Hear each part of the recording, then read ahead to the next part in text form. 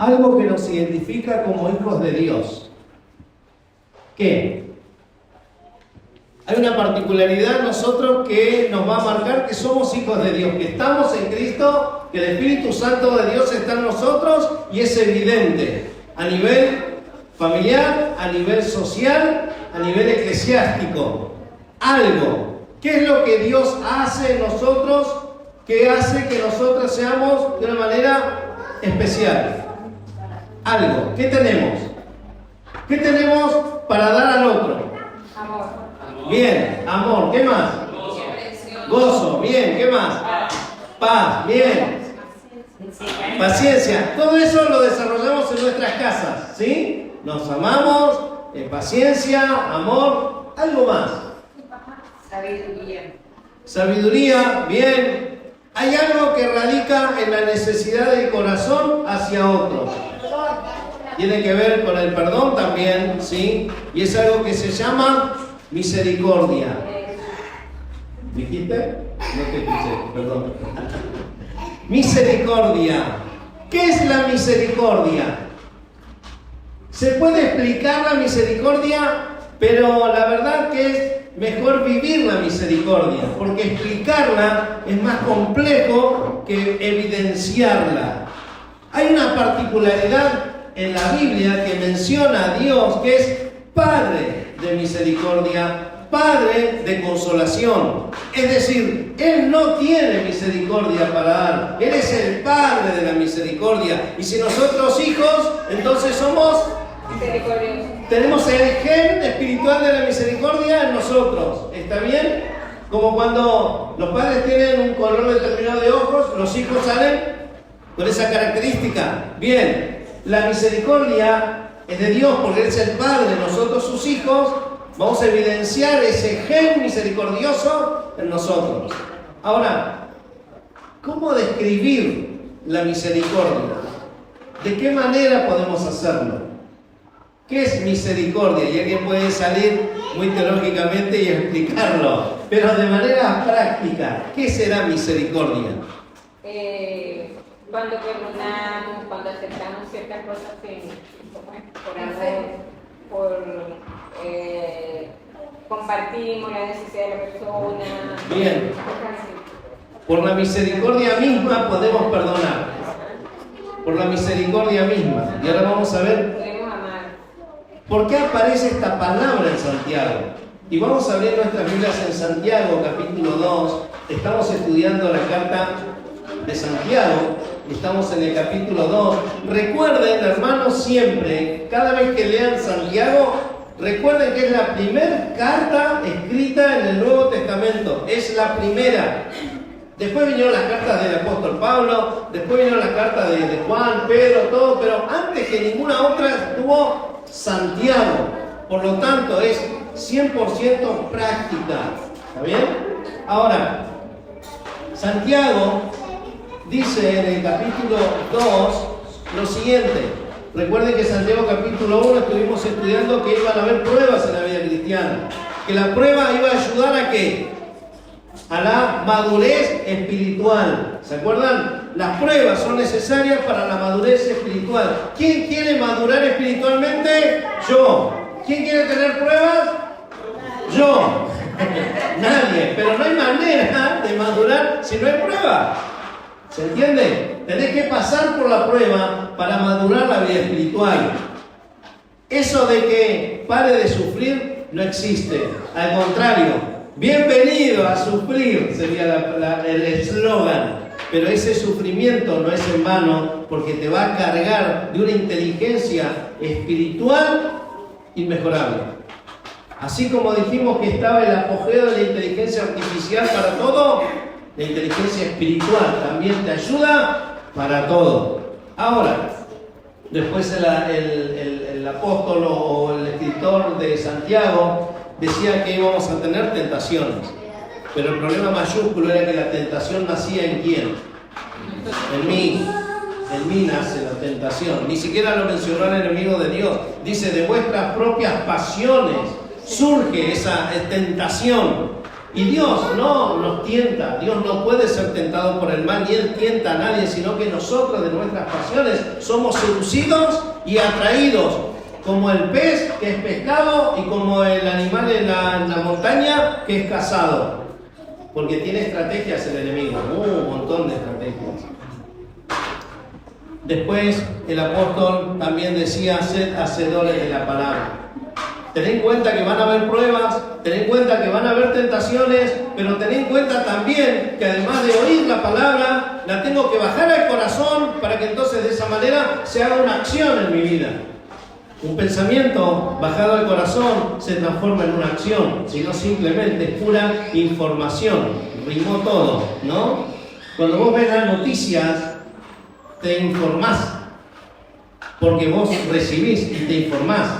Cuando vos lees la Biblia y si no lo aplicás en tu vida, es como un informativo, una información. ¿Te entendiste? Sí, buenísimo, pero no hacen nada, amigo.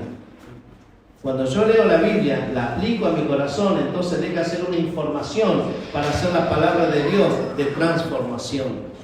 Y cuando nosotros estudiamos la palabra, tenemos que ver de qué manera yo lo pongo en práctica. Porque si vos no lo practicás, sos mero oidor, olvidadizo, como decía Santiago. Tomando leche. Tomando leche. Tomando leche espiritual, no alimento sólido. Entonces van a haber personas que siempre rondan en la misma calidad espiritual, sin madurez espiritual. ¿Por qué? Porque no están dispuestos a oír y a obedecer la palabra. Ahora, el capítulo 2 comienza Santiago diciendo: hermanos míos, que vuestra fe en nuestro Señor Jesucristo sea, ¿de qué manera?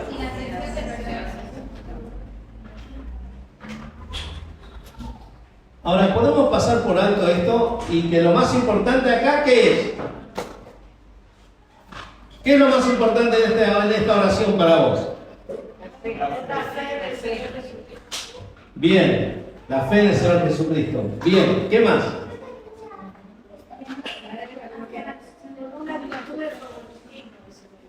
Bueno, fíjense un detalle acá, ¿no? Que dice, la fe no dice en Jesucristo, no dice en Jesús, no dice de Cristo. Agrega dos términos impresionantes. Primero, glorioso. Señor Jesucristo. O sea que la fe es en el Jesucristo glorificado, el que murió, resucitó y está a la diestra del Padre. A quien nosotros rendimos toda honra, todo culto, toda oración, es al Salvador glorificado, glorioso Señor Jesucristo. Que esa fe sea sin acepción de personas. ¿Qué quiere decir? Que de ninguna manera tengan fe en Jesucristo, en el glorioso Señor Jesucristo, mezclado con acepción de personas. No hay manera. Repito, que de ninguna manera tengan fe en el glorioso Señor Jesucristo mezclado con acepción de personas. ¿Qué es acepción de personas? Discriminar, favoritismo, ¿qué más? Selectivo, ¿sí? Tiene que ver con todo eso. Imparcialidad. Uno es más importante que otro. Imparcialidad, no. Jesucristo murió por vos y por mí, y para Él somos todos importantes, todos. No hay ninguno más importante que otro en la iglesia de Cristo. Es así. Nadie es más importante que nadie en el cuerpo de Cristo. Somos todos importantes y amados por Cristo. Y el precio que pagó Cristo es el mismo precio por todos nosotros. O sea que, si vos naciste en un hogar cristiano y vos viniste a los caminos de Dios, Dios te ama y vos sos importante para Él. Viene una persona que vivió su vida como quiso, de pronto se dio cuenta de la necesidad de un Salvador. Jesucristo lo perdona. Y es lo mismo de importante que el que nunca se fue al mundo. No sé si me explico. Para Jesucristo, para Dios, somos todos iguales. Da lo mismo si sos pastor o si sos un hermano que ayer aceptó a Cristo. Para Dios sos igual de importante. El pastor no va a ser más importante en la iglesia por ser pastor, de ninguna manera. Un anciano no va a ser más importante por ser anciano en una iglesia, de ninguna manera. Somos todos iguales. Lo que sí Los que están en la autoridad tenemos la responsabilidad espiritual de rendir cuentas por nuestro ministerio. Eso es otro tema. Y nosotros por obedecer. Y los hermanos de la iglesia por obedecer la palabra. Pero para Dios somos todos iguales. Eso es importantísimo tenerlo en cuenta. ¿Está bien? A veces creemos que si ora el pastor va a ser distinto a si ora un hermano. No. Dios oye a todos por igual. A veces creemos que si ora fulano mengano va a ser mejor que si ora otro. No, Dios escucha a todos sus hijos. Entonces, que la imparcialidad no exista en nuestros corazones, porque está el amor de Dios, que fue igual para todos, sin distinción de raza, sin distinción de color. No, a Dios no le importa si sos pobre o rico, académico, sin letra, no importa si sos niño, sos anciano, soltero, casado, divorciado, lo que sea. Dios nos ama a todos por igual y nos acepta a todos por igual. Entonces nosotros como hijos de Dios debemos de aceptar a todos por igual. Eso no significa aceptar pecados. Aceptar a la persona, sí, pero si la persona tiene pecado, tenemos que orar por esa persona, pero no desterrar a la persona y el pecado todo junto en la bolsa, no. Ahora, ¿saben qué? Romanos 2:11 dice que para Dios no hay acepción de personas. Efesios 6:9 dice que para Dios no hay acepción de personas. Romanos 2:11, Efesios 6:9, no lo vamos a leer por una cuestión de tiempo, pero anotalo si querés. Romanos 2:11, Efesios 6:9 dice que para Dios no hay acepción de persona, no hay distinción de persona. ¿Y sabés qué significa acepción de persona? Mirar a la cara o no mirar a la cara, atender a alguien o no atender a alguien, prestarle atención a alguien es hacer acepción, es aceptar, escuchar, oír, prestar atención con la cara, con los ojos, con todo. Porque de pronto si alguien te habla y es importante para vos, dejá de hacer lo que estás haciendo para prestar atención. Pero si de pronto alguien te habla y no es importante para vos, ni siquiera dejá de hacer lo que estás haciendo para responderle a esa persona. No sé si me explico. Para Dios no hay acepción de personas. Bien, fíjense el versículo 1, versículo 2. Dice, si vuestra congregación entra un hombre con anillo de oro y ropa espléndida, y también entra un pobre con vestido andrajoso, y mirás con agrado al que trae la ropa espléndida, y le decís, siéntate tú aquí en buen lugar. Y decís al pobre, quédate tú allí de pie, o siéntate aquí en el suelo. No hacéis distinciones, y venís vosotros mismos venís a ser jueces con malos pensamientos. Estamos leyendo versículos 2 al 4. Vale aclarar que Santiago se escribe antes que todas las otras cartas, año 40, 50 después de Cristo. Por lo tanto, acá encontramos un contexto, si se quiere, del momento, una cuestión del momento. ¿Por qué? Porque el Imperio Romano no dejaba que los juicios o las cuitas o los conflictos legales de los judíos se desarrollen en los estratos o en los estados judiciales romanos. ¿Por qué? Porque recuerden que había persecución, no les prestaban atención. Entonces, ¿dónde se realizaban los juicios? En la sinagoga. Y en la misma sinagoga se reunían los cristianos y los judíos. Hasta que de pronto llegó la persecución, año 70, y de pronto, año 85 aproximadamente, ya no pudieron reunirse más por los conflictos que habían entre los judíos y los cristianos, dentro de la misma sinagoga. Gálatas, dicen que habían judíos cristianos que hacían circuncidar a los otros, por una cuestión de que si no, Dios no lo acepta. Y eso era el conflicto mayúsculo que había entre mantener los rituales del Antiguo Testamento, los 630 preceptos que ni siquiera los mismos sacerdotes cumplían, en contraste con lo que era el Evangelio de Jesucristo. Pequeño conflicto había. Entonces, en este contexto geográfico, cultural, social, eclesiástico, religioso, si se quiere, la sinagoga servía como tribunal. Y lo que hace acá es una referencia justamente a esa práctica que había. Muchas veces nosotros entendemos o entendimos que era una cuestión literal. Si viene un hermano rico a la iglesia y un hermano pobre a la iglesia, y uno le dice sentate acá y al otro quedate parado allá, no era en el contexto de iglesia, sino en el contexto de un juicio civil. ¿Estamos de acuerdo? Ahora, lo mismo para ese contexto se da a conocer el corazón que había en los jueces. Y oh, sorpresa, los jueces ¿quiénes eran? Los directivos de la iglesia. ¿Está bien? Ahí estaban los ancianos, sacerdotes, todos estaban ahí, eran los jueces. Y venían dos personas con un litigio. Dice, si en vuestra congregación entra un hombre con anillo de oro, ropa espléndida, y también entra un pobre, y estaciona el lautazo ahí afuera, ¿no? Y dice, entre, siéntese acá, está para un juicio, le dan un lugar. Y al pobre le dicen, bueno, vos quedate parado allá, o sentate acá en el estrado. Ya que el pobre se siente en el estrado, era sentarse a los pies de los jueces, o peor aún, sentarse a los pies del que estaba teniendo el litigio. Imagínense, ya hay una diferencia ahí. No era en el mismo lugar. Entonces, en ese contexto se refiere cuando el apóstol escribe esta carta. Los juicios entonces entre los judíos no los atendían en las cortes romanas, por lo tanto se hacían y se llevaban adelante en las sinagogas. Ahora, si vosotros le decís al pobre, tú quédate allí en pie y siéntate en el suelo, era un acto por demás evidente de lo que estaba sucediendo, ¿no? Por demás evidente era el acto. Y la secuencia y el resultado también era evidente. Versículo 4, ¿no haces distinción? Distinción significa preferencia, ¿no? Vieron que hay algunos, antes se veían, por lo menos ahora no lo veo, pero entrabas a un comercio y decía, preferimos tal tarjeta, ¿no? Preferimos tal tarjeta. ¿Qué significa eso? Si vos vas con esa tarjeta a comprar, vas a tener un descuento, porque prefieren esa tarjeta.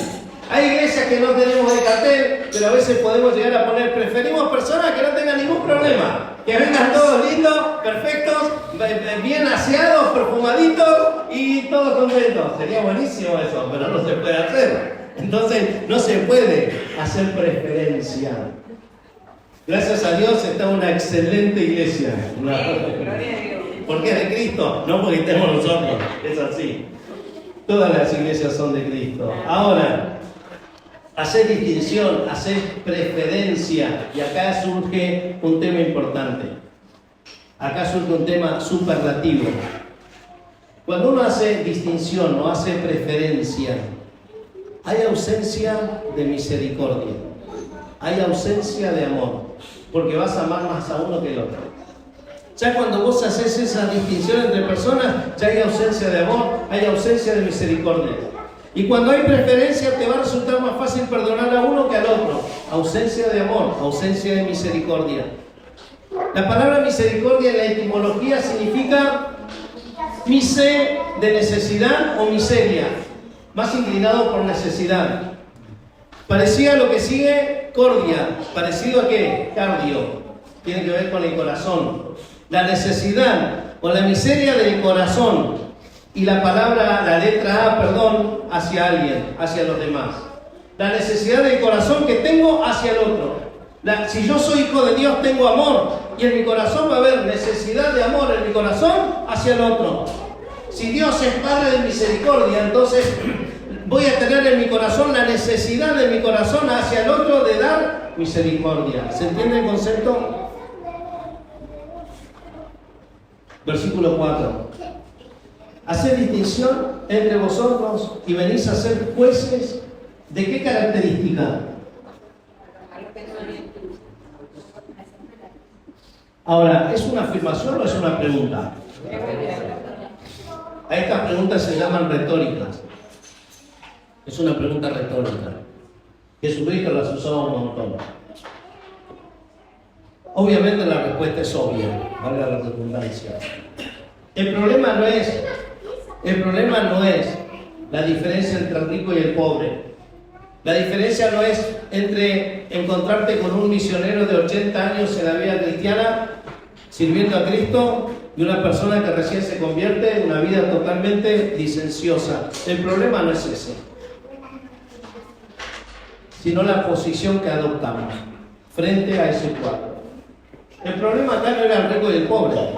El problema acá era la posición de los jueces frente a ese cuadro. El problema no era que el rico tenía plata y el pobre no tenía nada. No, ese no era el problema. El problema era la postura que tenían los jueces, hermanos, sacerdotes, líderes de iglesia en relación a ese cuadro. ¿Se entiende cuál era el problema? El problema no era el rico y pobre. Eso no es el problema. El problema es cómo se paraba el hombre frente a ese cuadro. Si somos hijos de Dios, ¿cómo lo exteriorizamos? Si somos hijos de Dios, ¿cómo lo exteriorizamos? ¿Cómo nos ven las personas como hijos de Dios? Amando, aceptando a las personas, reconociendo que hay personas que necesitan a Jesucristo, nos acercamos a ellos. Amamos a las personas, no amamos los pecados de las personas, ¿sí? Amamos sus vidas. Ahora, esto se alcanza con madurez y entereza espiritual. Por eso el apóstol, cuando comienza a escribir, dice: van a haber pruebas, te van a fortalecer, van a haber tentaciones, te van a seguir fortaleciendo. Seguí oyendo la palabra y cumpliéndola. Vas a llegar a un punto de madurez espiritual. Para poder tener y dar misericordia de Dios, necesitamos estar aferrados al Padre de la misericordia. Versículo 5.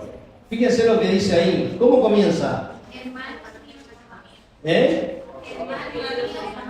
Bien, versículo 1 decía: hermanos míos, ¿no? Y acá dice: hermanos míos, amados, ¿sí? ¿Por qué? Porque acá el apóstol va a llamar la atención, pero de una manera muy fuerte. Acá el apóstol va a llamar la atención. Y dice el apóstol: amados míos, hermanos míos, amados. O sea, lo que les voy a decir es para la edificación, no para la condenación. O lo que le estoy diciendo es para la edificación, no para la condenación. Si bien el reclamo o la llamada de atención es enérgica, se hace en amor. Siempre tiene que ser en amor. Hermanos míos amados, un pedido con amor. Y dice después: oír. Escuchen, oigan, presten atención, mis amados hermanos.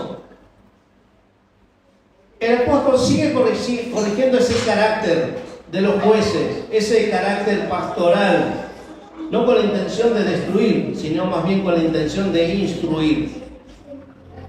La pregunta es: ¿no ha elegido Dios a los pobres de este mundo para que sean ricos en fe y herederos del reino que ha prometido a los que le aman?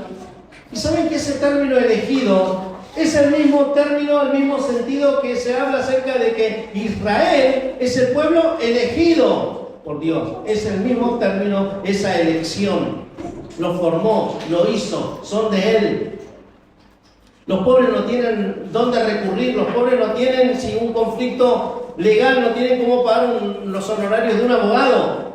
No saben a quién recurrir. El pobre necesita la atención siempre, el cuidado. El pobre no tiene a dónde recurrir, a dónde ir. El rico sí tiene recursos. No significa que Dios ama más a uno que el otro, pero sí eligió el corazón del pobre, del menesteroso, del necesitado, del afligido. Ahora, los pobres, como decíamos ante un juicio, no pueden abonar un abogado ni un letrado. Versículo 6. Dios lo ha elegido. Pero, hay un pero en el versículo 6.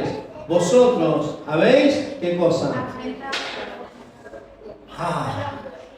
Dios ama a los pobres, hermanos. Le dice, sacerdotes, pero ustedes han afrentado, lo han dañado más todavía. Le han sacado lo poco que tiene. Han obrado en contra de él por hacer acepción de personas. No hay amor ahí. No eran objetivos los jueces, para nada. Y a veces nosotros tampoco somos objetivos, a veces, para nada.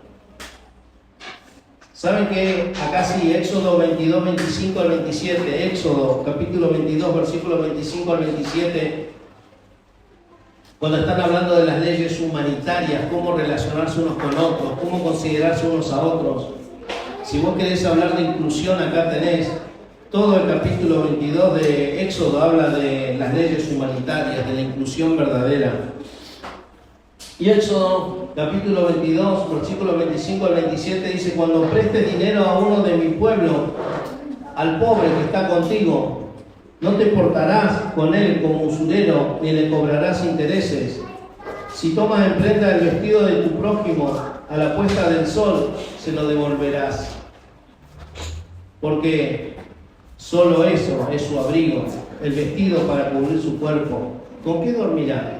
Y cuando él clame a mí, yo le oiré, porque soy, ¿qué cosa? Misericordioso.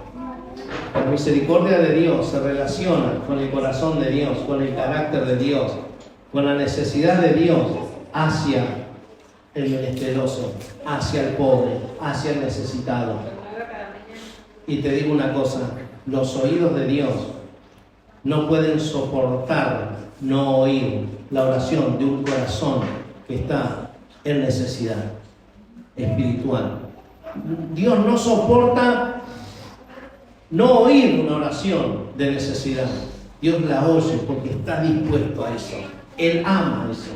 Él no se resiste a una oración de un corazón necesitado. ¿Crees en eso? Amén.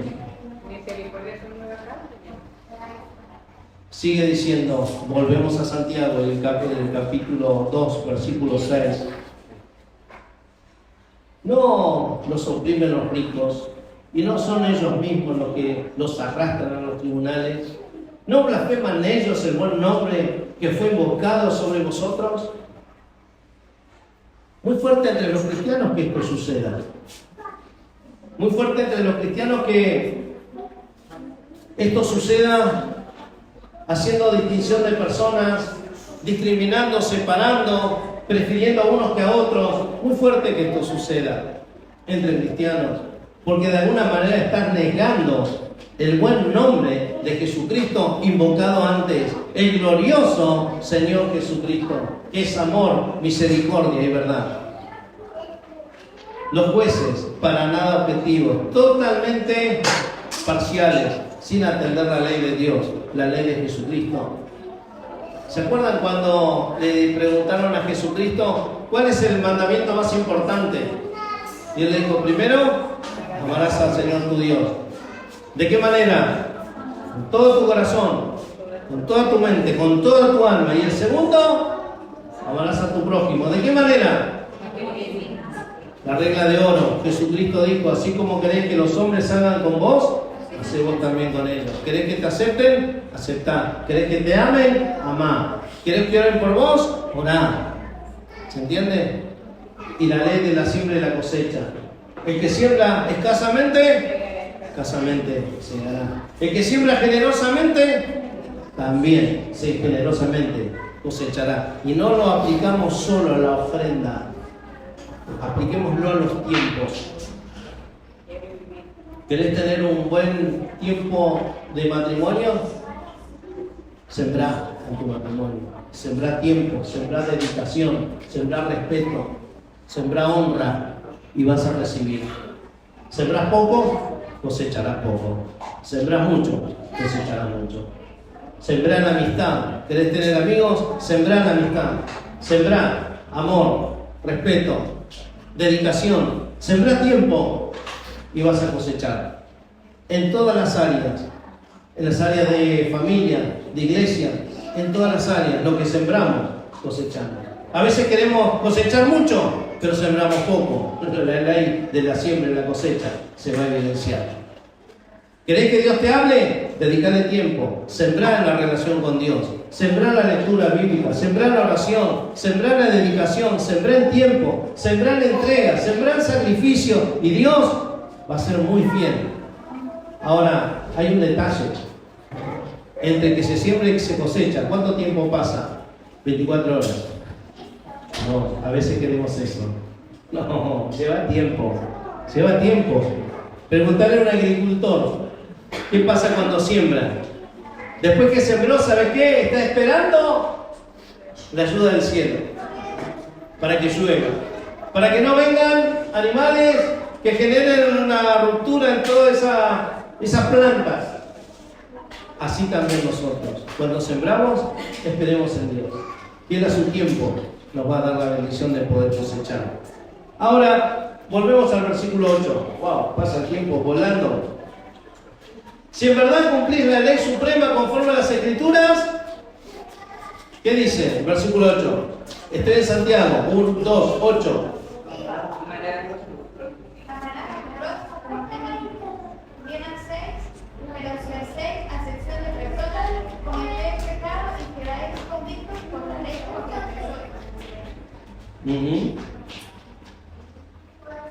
Si en verdad cumplís la ley suprema, amarás a tu prójimo. No hace falta que respondas, pero ¿amás a tu prójimo como a ti mismo? Alguien suspiró acá. Ahora, tu prójimo es tu prójimo. ¿Quién es tu prójimo? Tu próximo, si quieres, el que tenés al lado, el que tenés enfrente. ¿Como a ti mismo? El problema, hermanos, es que algunos no se aman. Entonces, si yo no tengo amor conmigo, si yo no me acepto, si me siento mal con lo que soy, ¿cómo voy a amar a otro? ¿Sería religioso? ¿Sería falso? En un momento se corta, se termina. Pero cuando viene del Padre, de misericordia, de consolación, de amor, eso no se corta porque Él es la fuente. Y podemos trasladar eso. No es estar nuestra fuerza. Ahora, si en verdad cumplís la ley de Dios, vas a amar a tu prójimo como a ti mismo. Versículo 9. Pero si hacéis excepción de personas, cometés pecado y quedás convicto por la ley como transgresor. Versículo 10. Porque cualquiera que guarde toda la ley, pero ofenda en un punto, se hace de todo. Versículo 11. Pues el que dijo no cometerás adulterio, también ha dicho no matarás. Ahora bien, si no cometéis adulterio, pero matás, ya te has hecho transgresor de la ley. Buscar otra ley entonces. Busquemos otra ley. Y ahí es donde se arman las herejías. La Biblia es simple, hermanos. Amá a Dios con todo tu corazón, con toda tu mente. A tu prójimo como a ti mismo. Listo. No hay más vuelta que esa. Pero a veces queremos darle la vuelta. ¿Por qué? Porque eso no nos conviene a nosotros. Y buscamos algo para nuestra conveniencia. Y lamentablemente, vez tras vez, hay iglesias que se siguen llenando de personas porque escuchan lo que quieren escuchar. Tienen comezón de oír, decía el apóstol. Pero la palabra implantada, la palabra de verdad, nos va a hacer espiritualmente maduros. Y necesariamente tenemos que ser maduros en esto. Gálatas 1, 6 a 9, también otro pasaje que tiene que ver con que había conflictos, tantos conflictos había, que de pronto alguien dijo, ¿y por qué no le buscamos la vuelta a esto? Para hacerlo más llevadero, más simple. Y eso significa cambiar el Evangelio. Gálatas 1, 6 a 9. Gálatas 1, 6 a 9. Si no lo tenés marcado, marcalo. Versículo 6 al 9, porque dice lo siguiente. Recuerden en el contexto que estamos leyendo esto, que decimos, sabés que Dios dice amarás a tu prójimo, pero estás haciendo acepción de personas. O sea, esto dice Dios, pero vamos a ver si podemos hacerlo de otra manera. Error.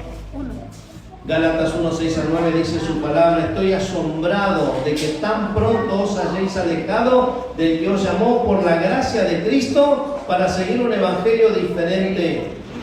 No que haya otro, sino que hay algunos que os perturban y quieren alterar el evangelio de Cristo. Pues si aún nosotros, decía el apóstol Pablo, o un ángel del cielo os anuncia un evangelio diferente del que hemos anunciado, sea anatema. Negador de la fe, separado de la fe significa. Como antes hemos dicho, también ahora lo repito, si alguien os predica un evangelio diferente del que hemos recibido, sea anatema, separado de Dios, negando la fe de Dios, negando la gracia de Dios.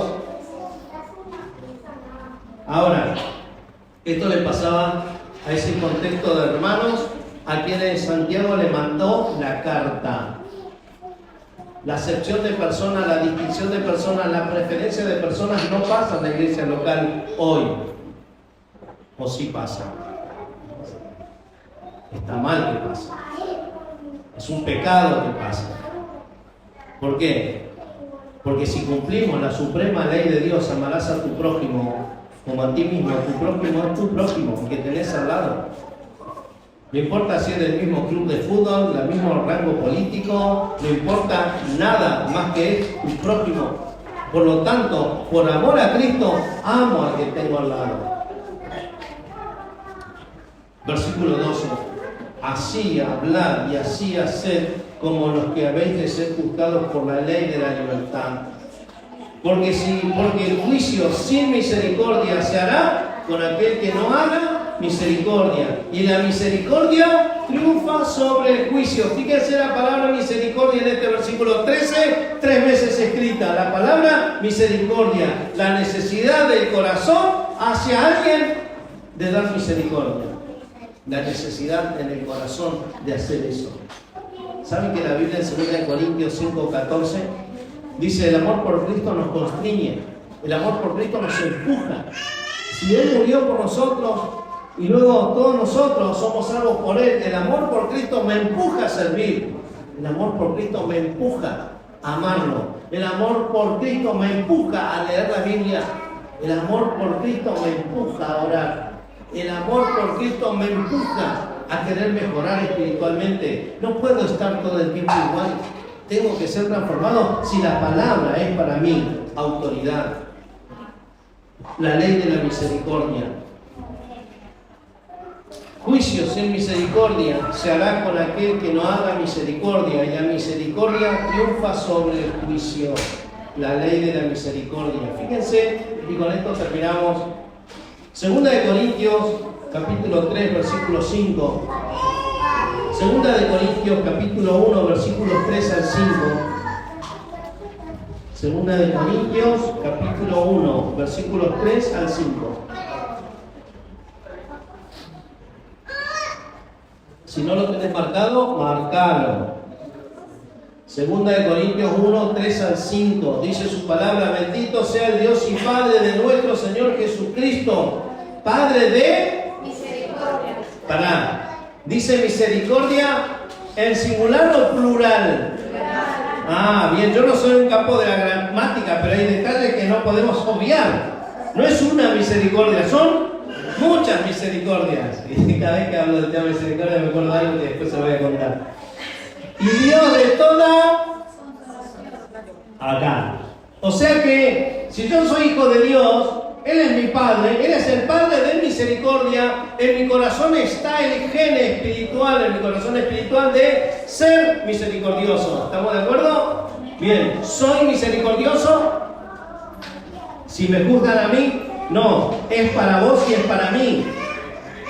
¿Soy misericordioso? Y pregúntate, ¿soy misericordioso? Si soy hijo de Dios, tengo que ser misericordioso. En segundo lugar, dice Padre de consolación. ¿Consuelo? Cuando alguien necesita el consuelo, o acuso antes que el consuelo.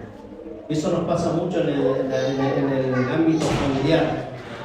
Cuando pasa algo en nuestra familia, ¿no? Y de pronto alguien está triste porque tomó una mala decisión y alguien ya lo había advertido. ¿Y la consolación cuál es? Ah, ¿viste que te dije? No es consolación, eso es otra cosa. Ah, ¿viste que te dije? No sé si a mí solo me pasa, pero es que nos pasa. Consolación es otra cosa. Pedir a Dios nueva dirección. Y no hace falta quien lo dijo antes, quien no lo dijo. Pero es orar, es amar, es entender que el otro no está bien, sea quien sea. De pronto pasa algo en la iglesia, los ancianos, los pastores, hablamos con alguien: che, este camino te lleva a un destino que no está bueno. De pronto pasa, viene la persona, ¿y qué decimos? Ah, ¿viste que te dijimos? No es manera de consolar. ¿Por qué? Como así Santiago decía, que Dios da sabiduría a todos sin reproches, nosotros tampoco tenemos que tener reproches, sí tenemos que tener amor. ¿Se entiende el concepto? Dios es Padre de misericordias y de consolación. Yo soy su hijo. Necesariamente en mí tiene que estar y tengo que buscar esa misericordia y esa consolación. dice, el cual nos consuela en todas nuestras tribulaciones, para que podamos también nosotros consolar a los que están en cualquier tribulación, por medio de la consolación con que nosotros fuimos consolados por Dios. Así como abundan en nosotros las aflicciones de Cristo, así también abunden por el mismo Cristo nuestra consolación. Viste que Santiago decía, van a haber pruebas. Mira que el apóstol Pablo le decía, muchos años después a la iglesia, van a haber pruebas, tristezas, pero Dios consuela. Dos características del bondadoso corazón de Dios: misericordia y consolación. Dos características que se ponen a prueba. ¿Saben cuándo se ponen a prueba? La característica de la misericordia y la consolación: en los momentos de crisis se ponen a prueba. En los momentos de crisis se ponen a prueba estas características de la misericordia y de la consolación. Y nosotros vamos a tener angustia, vamos a tener necesidades, vamos a tener crisis, y en medio de las crisis se va a poner de manifiesto la misericordia que hay en nosotros y también el amor que hay en nosotros. Recuerden el contexto a quien el apóstol escribe: eran judíos perseguidos, pobres, no tenían, no le daban. No es que estaban buscando gratis, ni siquiera lo dejaban comercializar, lo discriminaban, lo separaban. Y encima los jueces, los sacerdotes oprimían al necesitado. Grave era la situación. Ahora, esa ley de la misericordia es buscar en mí, a través del poder del Espíritu Santo, esa necesidad de mi corazón de ser misericordioso con otros. Terminamos con esto. Dios es el Padre de misericordia y de toda consolación. Hace unos años atrás, hace muchos años, recién casados con Ale, estábamos en la iglesia y había una obra de Navidad, y de pronto estábamos practicando para esa obra de Navidad, y era el pesebre, pero era un pesebre distinto, un pesebre gauchesco, y entonces los ángeles eran niños, porque eran los más chiquitos, entonces había niños ahí como ángeles de 12 años, 10 años, y de pronto la señora, la persona que estaba a cargo de la obra, era muy estricta, era muy severa, y la verdad que iría ahora con este mensaje de misericordia a decirle: hermana, tenés que tener misericordia. Yo era recién convertido, muy poco, un año tal vez, un año y medio convertido, y íbamos con Ale a la obra, a hacer la obra de teatro. Y esta persona exigía mucho a todos. En un momento me dicen: ¿todavía no saben la letra de memoria? No, pero no es difícil, así que la vamos a aprender. Y si no es difícil, entonces aprendela. ¡Wow! A ese nivel, y de pronto había un nene que estaba muy afligido y no le salía la frase. Y él, como era gauchesca la obra, tenía que presentarse y subir y decir: ha nacido el Dios de la... Tenía que decir, vino a nacer el Dios en medio de la miseria, porque el gaucho habla en la miseria, no de la miseria, sino en la miseria. Bueno, el nene subía y decía: y vino a nacer en medio de la miseria. No, le decía la señora, con más fuerza, con más énfasis. Lo hizo como 5 veces, el nene ya no daba más. Entonces, bueno, pero dejarlo, no, lo tiene que hacer bien. Bueno, tanta presión del nene, que lo único que tenía que subir y decir: en medio es la miseria, ¿no? Y el nene ya tan presionado, en la última se levanta: ahora te toca a vos. Y viene el nene así, dice: y vino a nacer en medio de la misericordia. Y la verdad que fue como, bueno, viste, era una cosa impresionante, y lo que no faltaba ahí era lo que faltaba era misericordia. Pero bueno, eso ya después de la misericordia me acuerdo del nene, porque una palabra que no le salía con tanta presión de incredulidad. Pero Dios es el Padre de la misericordia, nos ama a todos y te ama a vos también. Vamos a orar, ¿vale? Padre, te amamos y te damos gracias, Señor, porque tú eres un Dios bueno, misericordioso, fiel. Señor, gracias te damos por este pasaje, Señor, que podemos encontrar allí, Señor, el corazón descrito de los hombres en relación a la característica y a la calidez y al carácter de tu corazón, abundando en misericordia y en amor, Señor. Somos tus hijos y entonces tenemos esa posibilidad espiritual a través del poder del Espíritu Santo a mostrar misericordia. Señor, que esta semana, sin duda alguna, cada uno de nosotros nos vamos a encontrar en situaciones donde vamos a tener que mostrar misericordia, donde vamos a tener que mostrar esa ley de la libertad. Señor, que el Espíritu Santo obre tan poderosamente en nosotros que así lo hagamos, para tu gloria y para tu honra. En Cristo, el Señor, estamos y Él nos salvó. Por lo tanto, estamos muy agradecidos, Señor, y te damos gracias por la transformación que puedes hacer en la vida de personas tan comunes y corrientes, pero que puedes hacer cosas extraordinarias. En Cristo Jesús oramos. Amén.